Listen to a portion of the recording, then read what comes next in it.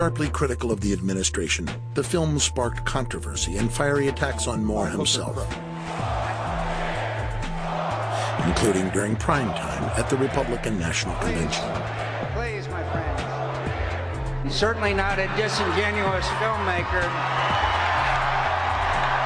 Why had it been left to McCain's disingenuous filmmaker to bring these questions to the American public? Fahrenheit 9/11, which is based a lot on our reports at BBC television on my book. ABC News has free access to everything we do at BBC television. We say, go ahead, run it. Run the story. You don't like the way Michael Moore does it? You think it's too polemical or biased? Fine. Run the hard news, buddy. It's on AP, it's Bulletin Crash. We are every day kicking and screaming in the newsroom, trying to get stories out. But we could do a story and it might not make air. You have someone from the corporation making the editorial decisions. These are not journalists.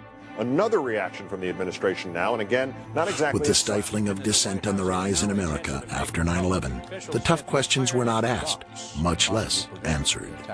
You know, there was a time in South Africa that people would put flaming tires around people's necks if they dissented. And in some ways, the fear is that you'll be necklaced here. You'll have a flaming tire of lack of patriotism put around your neck. Now, it's that fear that keeps journalists from asking the toughest of the tough questions. So all this information keeps popping out here and there, but what happens is that no one wants to take the ball and run with it because all the information's there. If we could put it together and get it into the Washington Post as a 10-day series, and people are saying, unbelievable. The facts were dribbled out and over such an extended period of time that I think that effect was lost on the American public.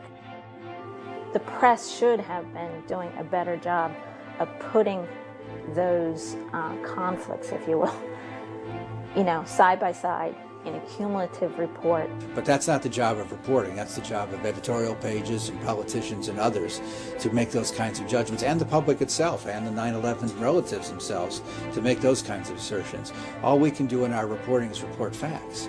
And we have reported those facts, and we have held those facts up against public statements at the time, which is why they know that that's what took place from our reporting.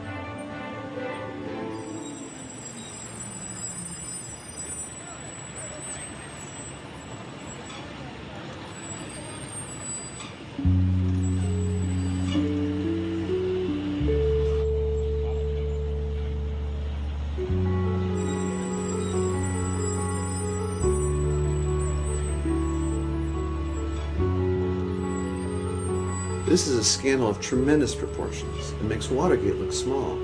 But there's a strange lack of interest of people both on the left and on the right. Nobody seems to want to uncover the truth and just follow leads wherever they may go, because I think that goes to a lot of really damaging places. Maybe we shouldn't have questioned whether or not President Nixon had any involvement in Watergate. Maybe we should have just accepted that story. Maybe we should have accepted the story that President Clinton had no involvement, had never had sex with that woman, Miss Lewinsky. So just because it's the official story of record does not mean that we should not delve further and to see if really that is the actual story. Yes, they lied. They all lied. Whether consciously or unconsciously, it happened. Now we need to look into why they lied and what were the results of those lies.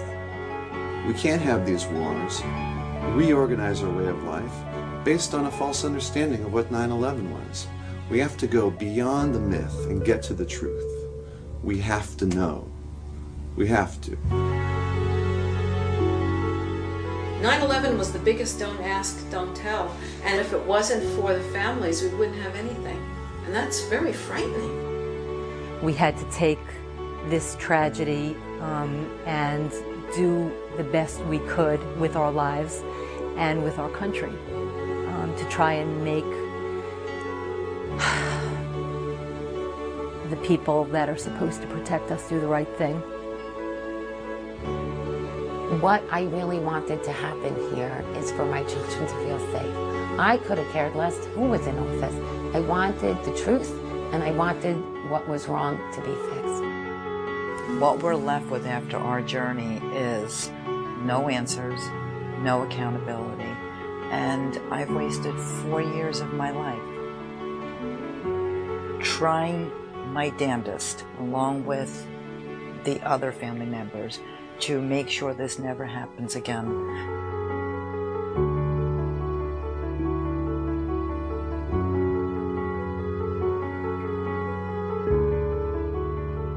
Let me just say something real quickly about my son, please. On the wall in his room, it said, "Knowledge is power."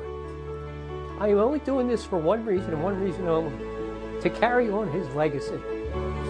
I'm so pissed off at the American people. I'm so pissed off at this government because of this cover-up.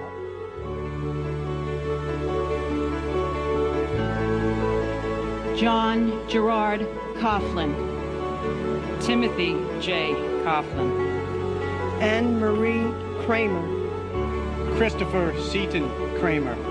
And my big brother, Wade Brian Green. We miss you, we love you, and you are always in our hearts.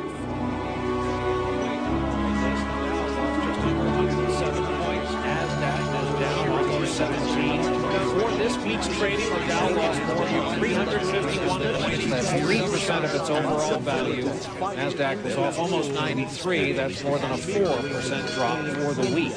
We'll take a break here.